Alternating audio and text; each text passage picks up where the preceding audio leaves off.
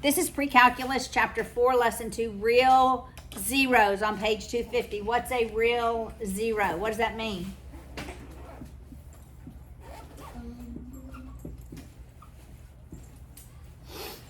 What's the opposite of a real zero? A what? An imaginary zero. So this is any number that doesn't have I in it. When it has I in it, it does not cross the x-axis. So all real zeros are points of where there's an x-intercept. And now it can be rational or irrational, right? It can be an integer, like 2.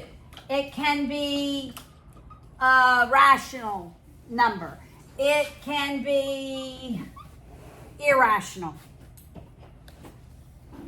When it's irrational, when we've done second trace 0, that's when we put a decimal to it. 1.543, and we've just rounded it to 3 or 4 decimal places. When we've done second trace 0, and you found that. All right, so can we find all the real zeros for any polygon? Yes. The answer is yes. Because we can absolutely graph it on our calculators and do second trace 0, right? Wait, a polygon? I'm sorry. I just got out of geometry. Thank you. Okay, I was like, wait. Polynomial. When did There we we get go. here? a polynomial. All right, these solutions are rational. This one is irrational.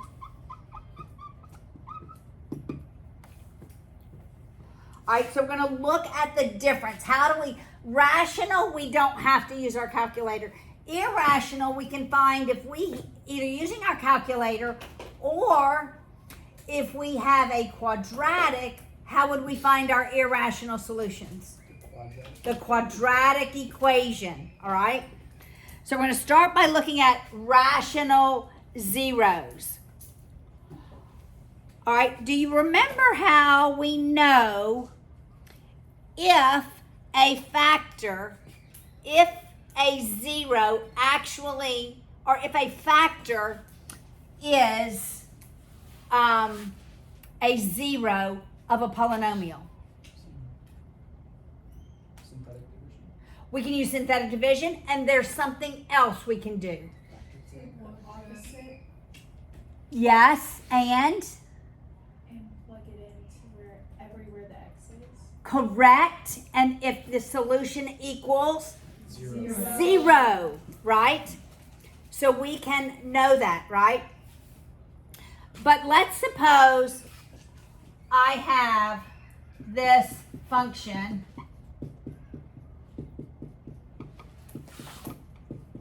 This is example 1.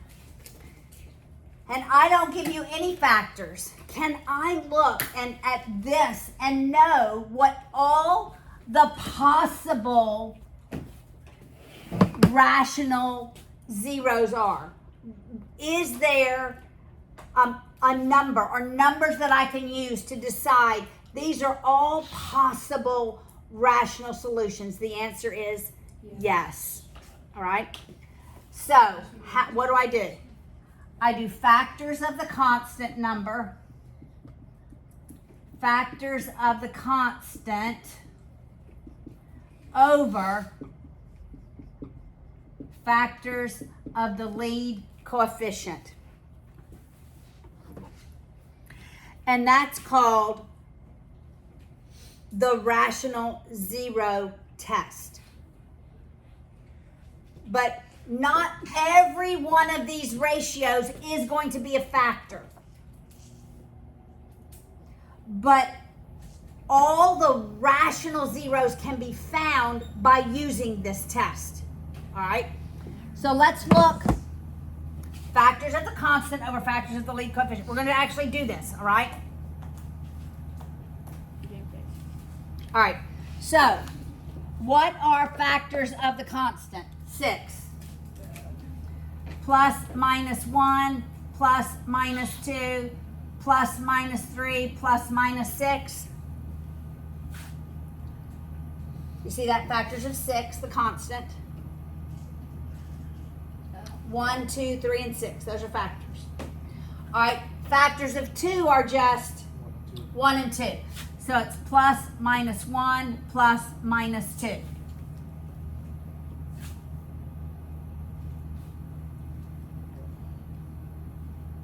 I'm just going to write plus and minus 1 over plus and minus 1 and over plus and minus 2. All right, so it's 1 over 1, 1 over negative 1, and I can put negative 1 over 1, but it's just 1 and negative 1.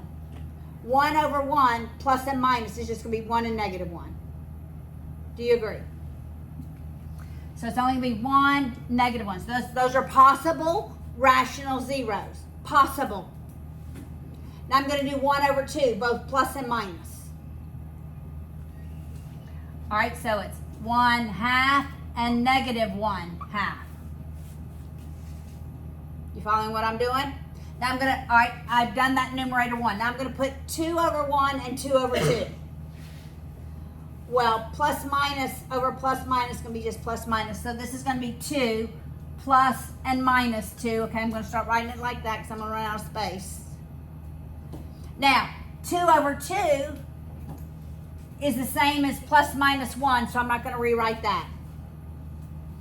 2 over 2 is the same as plus minus 1, so I'm not going to rewrite plus 1 minus 1. Got it?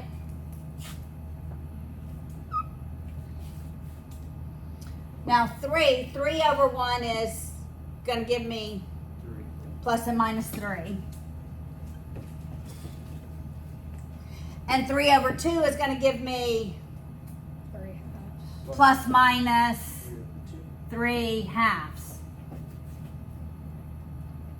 And so I'm done with 3 in the numerator.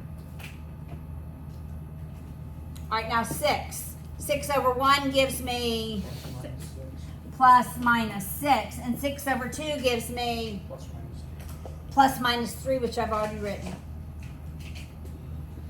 All right, so this gives me the pool, P-O-O-L, of possible rational zeros. This does not give me any irrational zeros. Can I figure out which ones are actually solutions to this? And the answer is yes. I can substitute these numbers in this equation and see if they work. Yes. So those are all factors. No. Wait, what? It's the pool of possible rational The what? solutions. Huh? Pool? Yeah. Yes. P-O. P-O-O-L. It's like Got it? Yeah. Not P-U-L-L. P-O-L-L. P-O-O-L. All the possible options, not all of them work.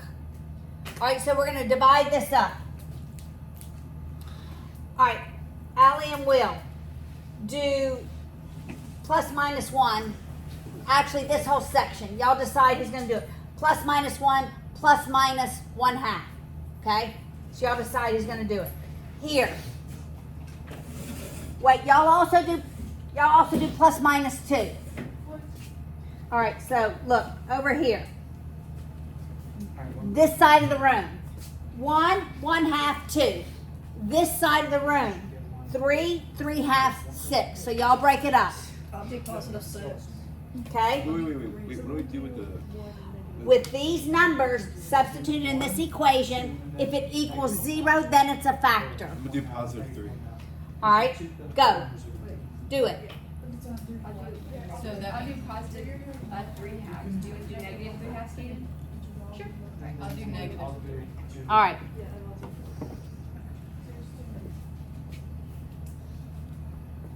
so I'm doing negative 3 or positive. Yeah, 3 negative. What was that? 2.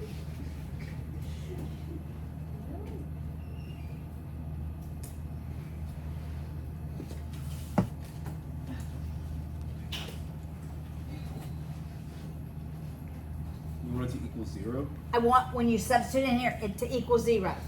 When I you did- get it equaling 0, tell me. I did something wrong. It may not equal 0. Neither of the sixes is a factor. Neither of the 6's is a factor, okay? Minus. If it doesn't equal 0, it's not a factor. Is there a better way to do this? There's gotta be. I got 30. I don't know why. Okay, for what number? Positive 3. So positive 3 is not a factor.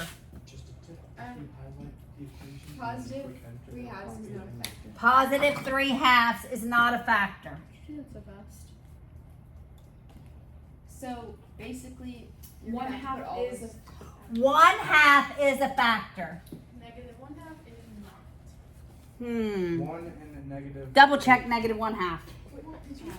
Two, negative 2 and 2 is not. Negative 2, positive 2 are not factors. Positive 1, negative 1 are neither of them. Neither factors. Okay. Negative 3 is a factor. Negative 3 is a factor. I don't know how y'all are doing this fast. Do you have negative 3 halves? Yeah. Never invented math was like this. All right, so we're double checking negative 1/2. Make sure you put it in parentheses. Inventor of the So this Do it should with my be, hand. Julia, you getting it? But it still says 3.75. Somebody else do negative The 1/2. book says it's not a factor. The next page, they checked it and it's not a factor. Why do I get the problem? Wait. Oh, maybe negative 1/2 is not a factor. Nope, negative 1/2 is not a factor. You're right. All right, so we just have these two.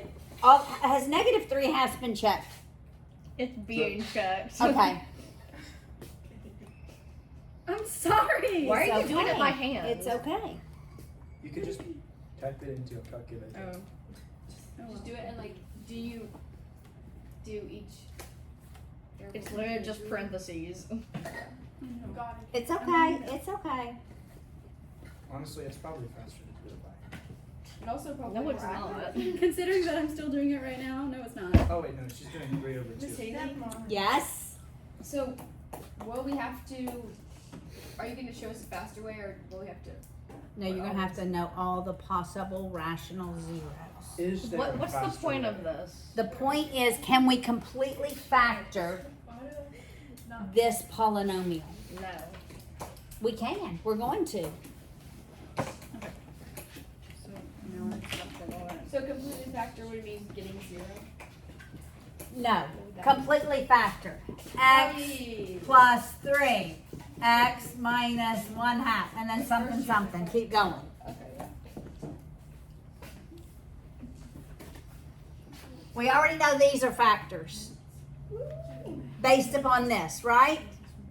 These are factors based upon this. Do you agree? Negative 19, so not a 0. Not a 0. Okay.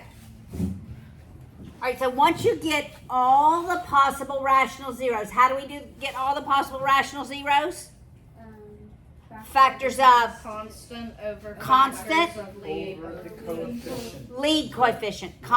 Factors of the constant over factors of the lead coefficient. That's all the possible zeros.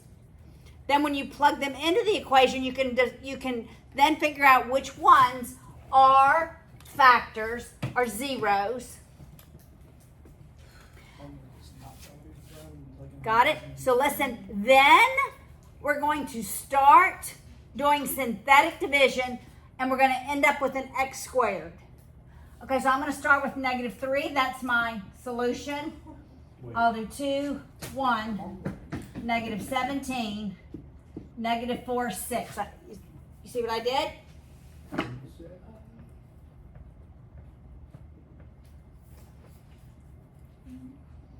What? Wait. Why So are we do we have to doing do it this? for both negative 3 and Okay, 1/2? I'm going to show No, you you. do negative 3, then negative, then 1/2. Then 1/2. That's Yeah, right. That's us. Yes, yes. You have questions? Was it negative 3 or 3 the factor? The answer, the solution is negative 3. The factor The factor. is Okay. plus 3 Yeah, because so it's minus. So the answer is negative 3. Are everybody with me? 2, 1. There should not be. All right, now do synthetic division. Bring down, multiply, add, multiply, add, multiply, add, multiply, add. We're good. So now we're at an x cubed. Yeah. Now we're going to do synthetic division with 1/2. Wait, what? Oh, boy. So how do you know which order to go in? It doesn't matter. -1? Oh, just 1. Just 1/2. Wait, so why did we? You would get 0 on both of them. Half of 2 is 1. Add. Half of -4 is -2. Add. Half of -4 is -2. Add. Where'd you get this? Oh, yeah. Now I understand.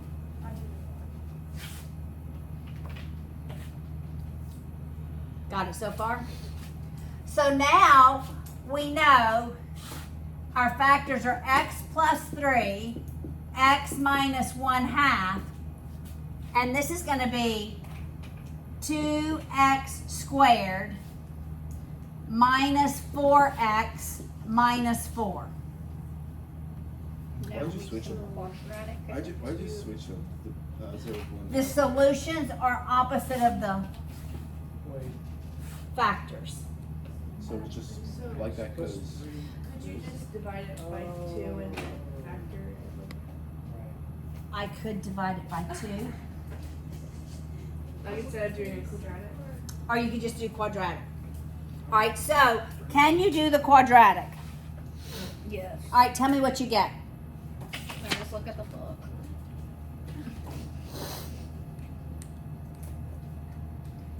So, polynomial that you use is the last one. Yeah, it's an x squared. Once you get to x squared, ladies and gentlemen, go to the quadratic.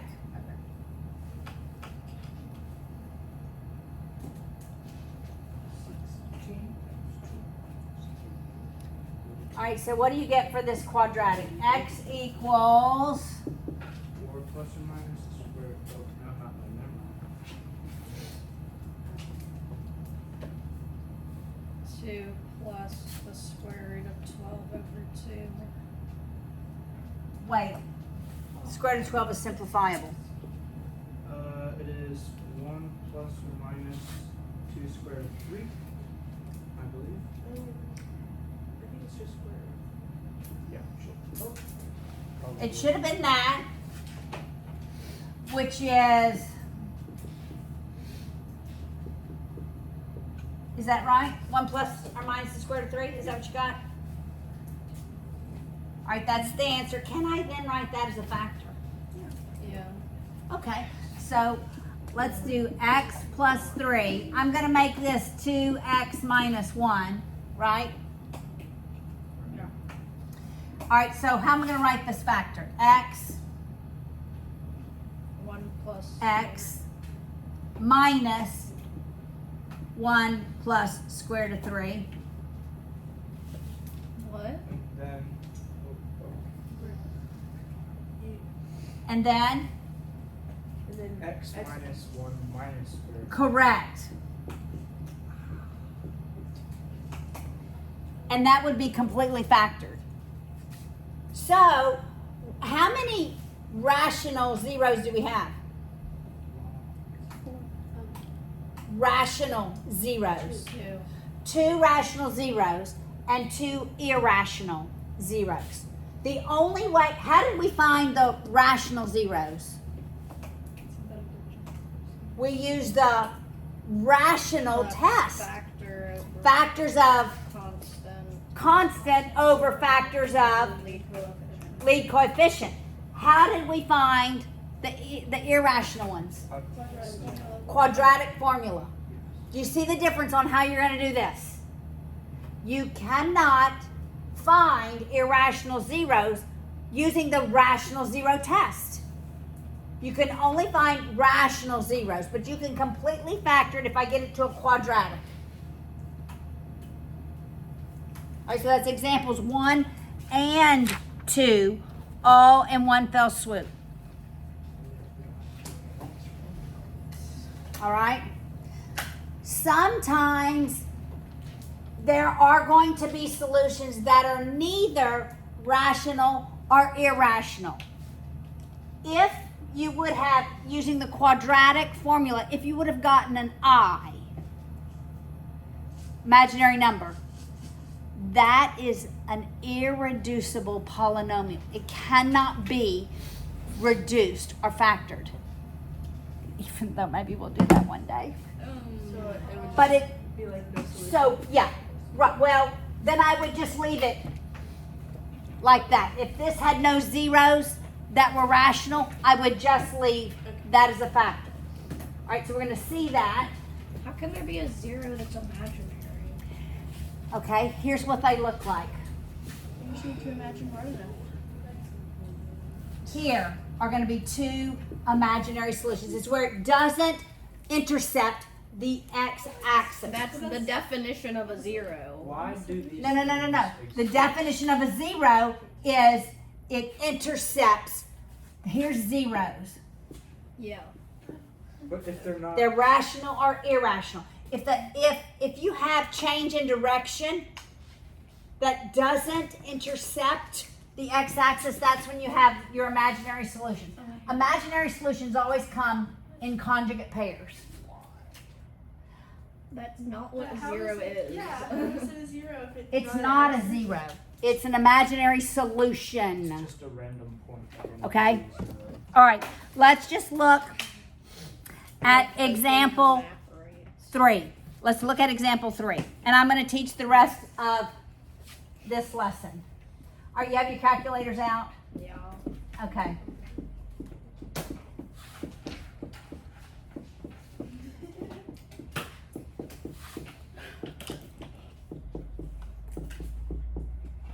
All right. So, there is a way we can tell what range our rational zeros fall within, all right? And it's called the upper bound and lower bound test. All right, we're going to have upper bound and we're going to have lower bound test. All right. So this is a 5th degree. The lead coefficient is positive. If you graph it, everybody, and go negative 10, 10, negative 10, 10. Graph this. A 5th degree should start in quadrant 3 and end in quadrant 1. So as long as you see something starting in quadrant 3, end in quadrant 1,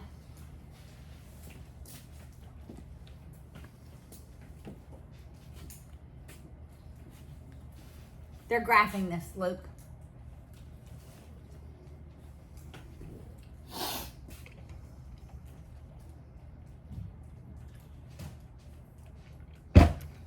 Let me see what you see. That's a funky one. Let me see. Okay, yeah. If I put it in this thing, Why 1? All right. Yes. I just type that. Yes. Enter the y equals. Does everybody have it? Almost. Yes. Oh, that's a funny little guy.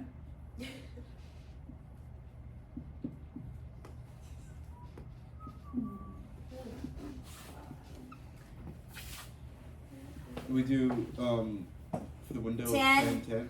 10. Yeah. Oh, I think I already have that. Okay. Here's the upper bound and the lower bounds test. All right. And then we're going to look at the rational zeros and what fits in between the upper and the lower bounds, okay? So we're going to use the rational zero possibilities. Factors of 9 over factors of 2, okay? But we're going to try to make our range of possibilities smaller by using the upper and the lower bounds test. Is everybody following what I just said? Okay. I don't see the top of this. Yeah, it's okay. You see something starting in quadrant 3, quadrant 1. All right, for the upper bounds test, I want you to go to the number just above where you see it touching the x-axis. What's that number just above it? Right. The just above Point the x 62. No, a whole number graph it. Yeah. Here, Oh, we 1, just 2, 3, 4. So 4. Do you see that? It looks like it touches at 3. Does everybody agree? I don't. Wait, so it's I don't understand. 1, 2, 3. So the upper bounds, the x value just above where it touches the x-axis. So does everybody see it touching the x-axis at 3? yes. So for my upper bounds test, I'm going to use one above it, 4. Okay. Does everybody follow that? Why would we go one? Because we want to make sure what we see is all the x-intercepts. If these tests work, then we see all of the intercepts. Right here, it's 3 right here, and then 1 over is 4. Yes. All right. So you're going to graph it. why wouldn't you use the x-axis? I don't want to know. I don't want to know what the x-intercepts are. I want to know there are no other x-intercepts with a higher value than 3. Okay. Okay, that's what this tells me. This is going to tell me if I see a pattern here, then there are no more x-intercepts at like 50, x equals 50, right? That means you see all of the positive x-intercepts. You got it? There's no x-intercepts above x equals 4. Now for the lower bounds test, we're going to use the number just below where you see that x-intercept. So what's the number just below the smallest x-intercept? Is it -2? Is it -2? Yeah.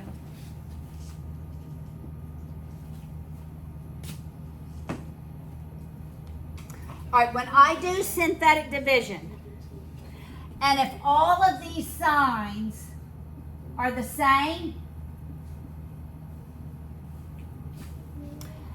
then there's no x-intercept above 4. If I do synthetic division and the signs alternate, Wait, so if all of the signs are the same? same, right here, If they're all the same, yeah. There's no, then there's no x-intercepts above x equals 4. If the signs alternate on the lower bounds, then there are no x-intercepts below -2. So when we do our possible rational zeros, we're not going to do any numbers above 4 or any numbers below -2. Do you get the 4 from going the wait? You know. Alright, so it touches the x-intercept at 3. Do you get So go one above it. That's how we got you go 4. 1 to the right Correct. and negative. Up goes higher, lower goes smaller. And why? So then why is it 2 negative? Because I go back, it's positive. It's positive 2. No, right here. That's -1. -2. Like. That's the lower bounds. Okay. Oh, so we're gonna- All right, so let's do it. Bring down. Multiply. 4 times 2 is 8. -2. My signs are not the same. So let's go up to 5 and see if that works. We need to go a little higher. Let's go up to 5. I think 5 will work. 4, I was getting opposite signs. So bring down, multiply, multiply, multiply. I'm going to keep getting big numbers. That's going to be a big positive, big positive, big positive, big positive. So there's nothing, no solutions above x equals 5.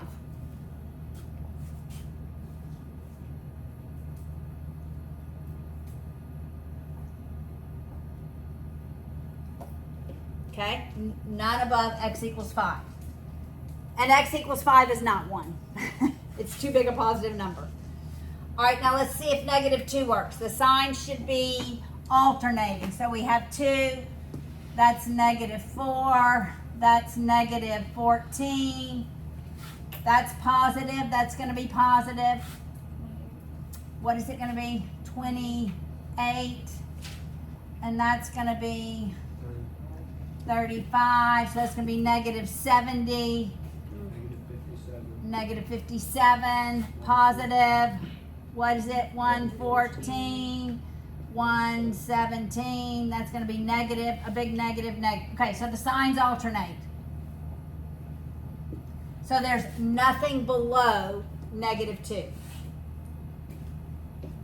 Got it? So now I'm going to go back and look at my rational, all the pool of possible rational zeros. Factors of 9 over factors of 2. But I'm not going to look at anything above 5. And I'm not going to look at anything below 2. Got it?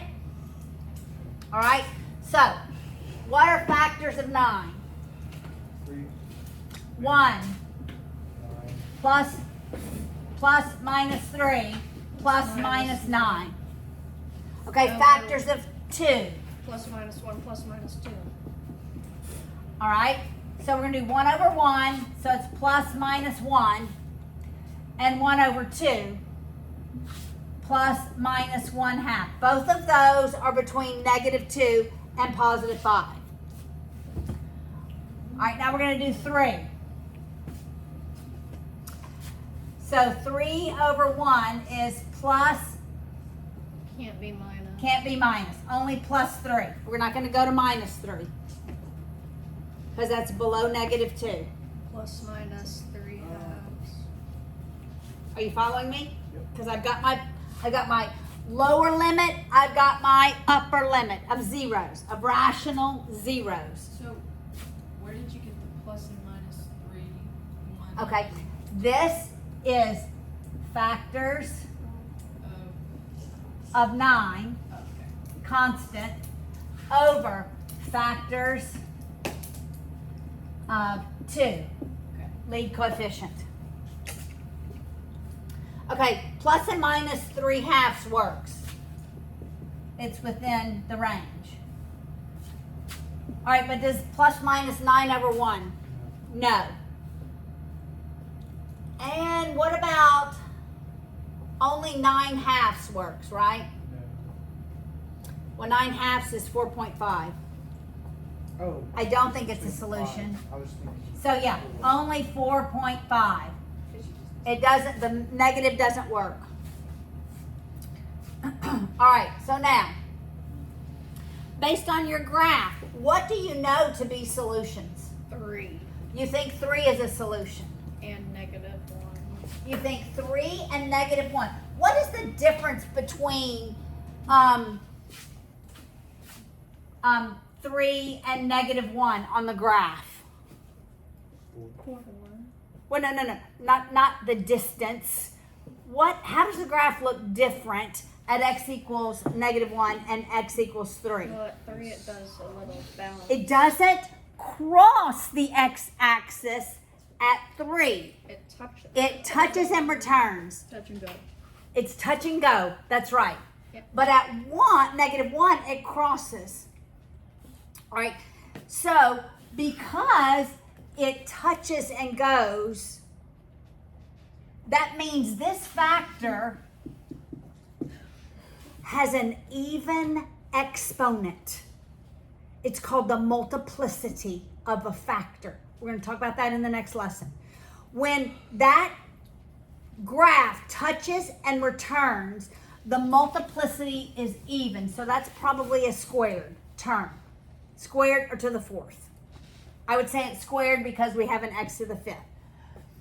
Because it crosses, it's going to have an odd number as its exponent. I'm going to leave it as 1. That's odd.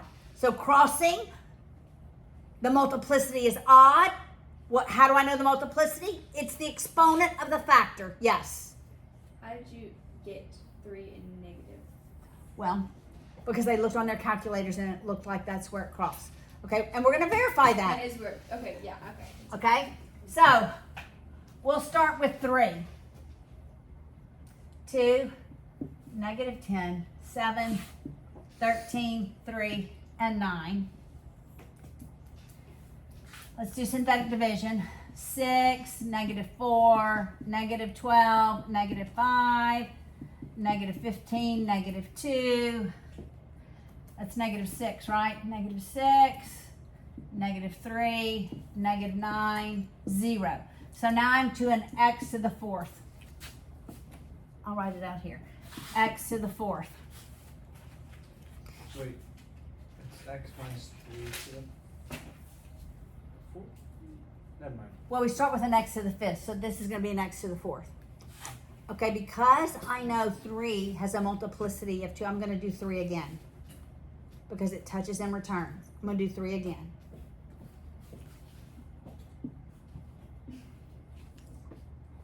All right, let's see if it works. That's 6, that's 2. That's 6, that's 1.